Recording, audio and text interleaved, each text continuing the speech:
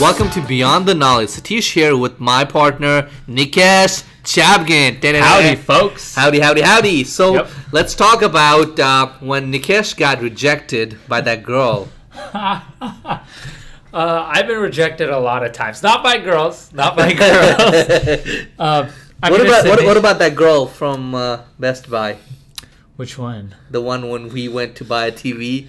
And then she rejected me? Yeah. Well, I mean, it's part of life, right? Rejection happens, and it's all about bouncing back. It was that famous quote. I don't remember who said it, but it was like, it's not about how many times you fall, but how many times you actually get back up. It's similar, but I don't think you got that. Well, I mean, that's my version of it. Yeah, okay? So something about, but it makes sense though, yeah. Yeah, so rejection, I mean, everybody's going to get rejected, whether it's your girlfriend, boyfriend, job, school, scholarship, whatever, sales, whatever it may be, but it's all about how do we handle that rejection. How do you handle that rejection and how many times you get up after you've been put to ground?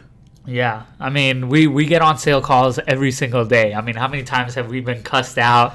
People hang up. People will cuss us out, right?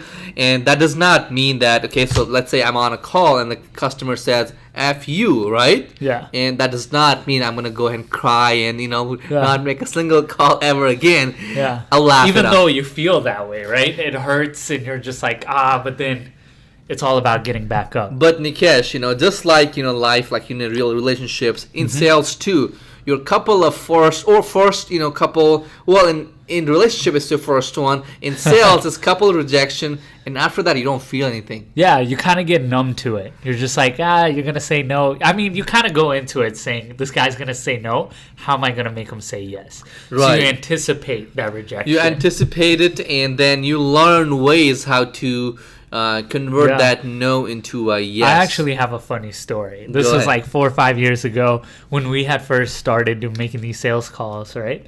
And I think we were working from home that day because I remember it was like my desk at my house, and I ended up calling this guy, and I told him everything up front, how much his service would charge and everything. And he told me he was like at his son's graduation or something. So I was like, I'm sorry, I don't want to bother you, but here's the thing, I'll call you back later. Well, it was later that day, he actually texted me and he said, hey, I'm ready to sign up. You said, $99 a month, whatever the price was for that service at that time. And I said, yes, that's how much it is, but we do have a small service fee. And because, you're signing up with me today, I'll go ahead and waive that service fee for you, right? But he was so mad because apparently I went against his principle saying I never talked about the service fee. But, I went ahead and looked back at our conversation stuff and, I saw that I did mention service fee. And then, so I wasn't going to argue with that guy, customer's always right, whatever. And so I went ahead and said, sorry, it wasn't mentioned earlier, but we do, and I am waiving it for you. But he got so mad that even though you were waiving it. Yes, I was waiving the service fee. I was working with him, agreeing with what he said, even if he was wrong, trying to agree. And the biggest, this was probably one of the worst rejections I've had, was he just started cussing me out, right? And, I've been cussed out before, so I was like, cool. Go ahead, vent out on me, whatever. Then he tells me that he's going to buy me out. He's going to buy you? Yeah, he said he was going to buy me. Does he have millions of dollars? I don't know what this guy was thinking, but it was like the cruelest, like weirdest rejection that I've ever heard.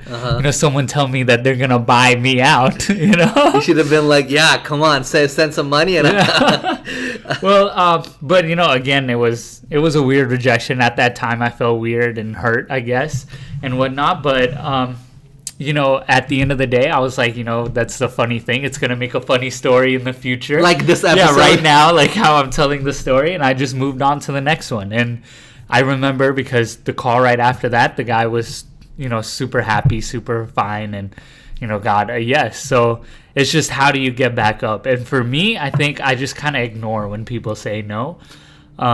They're like, you try to figure out why they're saying no.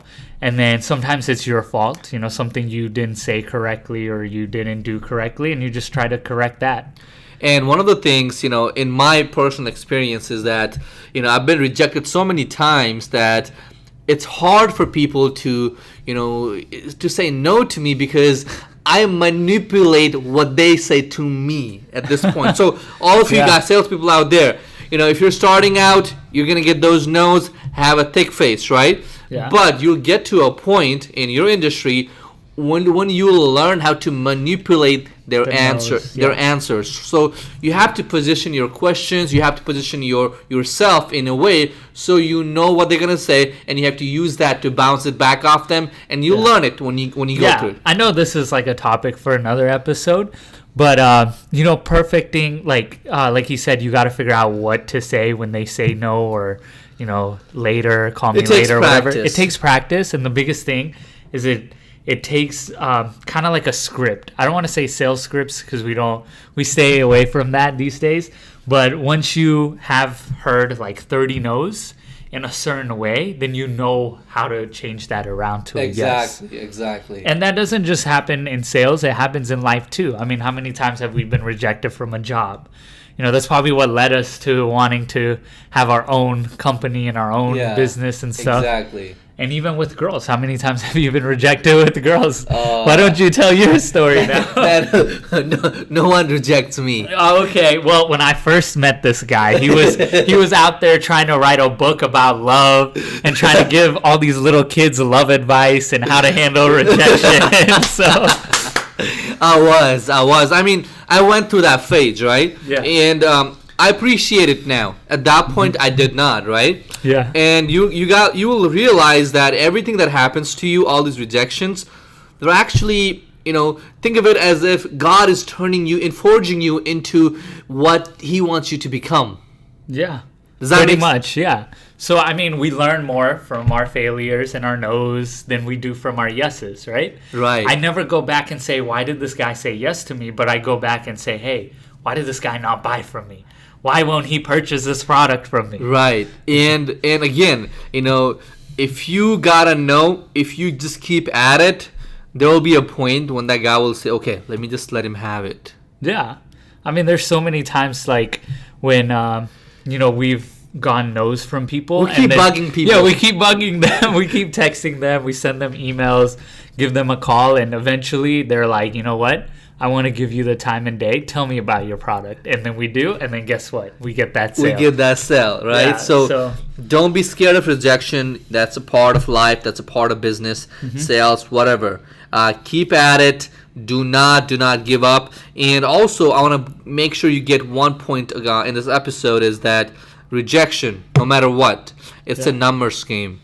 It's a numbers game. And the reason I knew this, but when I don't know if you have seen this show called King of the Hill.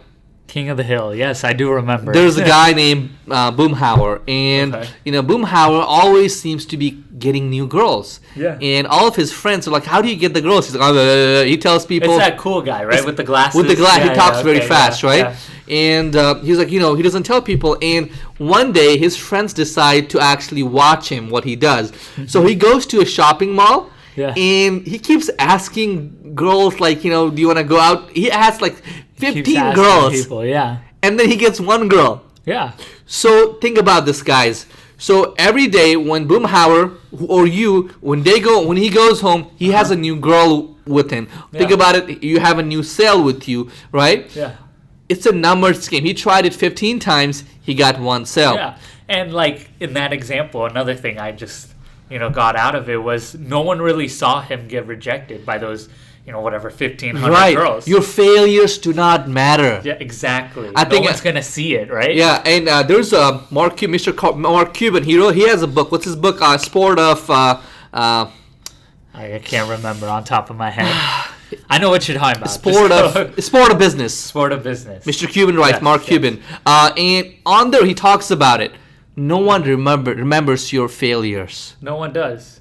Yeah, we don't remember what Mark Cuban failed at, right? We just remember he built that internet radio, sold it to Yahoo, and bought the Dallas Mavericks. Yeah. We don't really think, he was working out of a shoebox or shoebox. Whatever. I think he sold milk. I don't want to be something about milk. He had such a horrible experience, but no one really talks about it. No one really talks about it. And he says it best, no one gives a fuck about your failures, okay? Exactly. And no one gives about. Yeah. All you have to do, only thing people see is your successes. So don't be scared to fail. Yeah, people, when they look at their role models, they say, I wonder how that guy made that money.